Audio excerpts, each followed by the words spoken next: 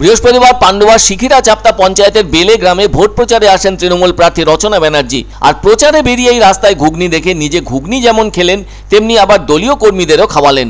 তারপর বললেন এখানকার দইও ভালো এবং ঘুগনিও ভালো।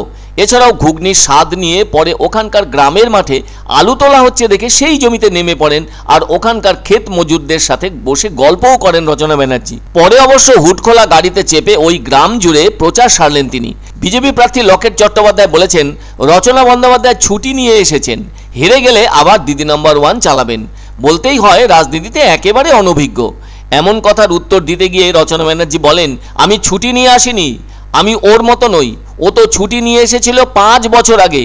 আমি রাজনীতিতে নতুন, কিন্তু মন থেকে করব তো, আর মন থেকে যেটা করা যায় সেখানেই জয়ী হওয়া যায়। কয়েকদিন আগে সিঙ্গুরে এক তৃণমূল কর্মীর বাড়িতে দই খেয়েছিলেন রচনা ব্যানার্জি।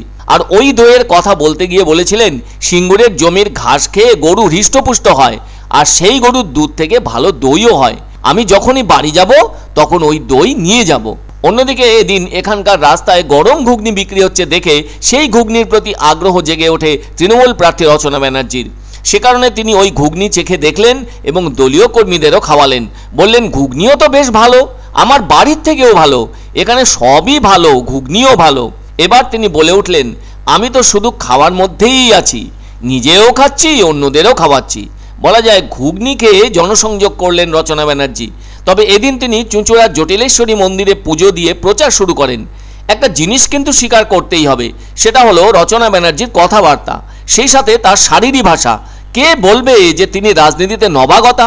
কোনো ঝানু নেতৃত্ব থেকে কোনো অংশে কম নন তিনি, আর সেটা প্রতিদিনই প্রচারের মাঠে বুঝিয়ে দিচ্ছেন। তাছাড়া তার আলাদা একটা ইমেজ আছে দিদি নম্বর 1 থেকে, বিশেষত সেই ইমেজটা মহিলাদের মধ্যে ভালো কাজ করছে, যার জন্য এদিন দলীয় কর্মীদের কাছে তিনি ঘুগনি ট্রিট দিলেন। আর এর পাশাপাশি তার প্রতিদ্বন্দ্বী লকেট চট্টোপাধ্যায়কেও কিছুটা হুঁশিয়ারিও দিলেন। আসলে এবার জমজমাট হুগলির রাজনৈতিক ময়দান দুই তারকা প্রার্থীর উপস্থিতিতে।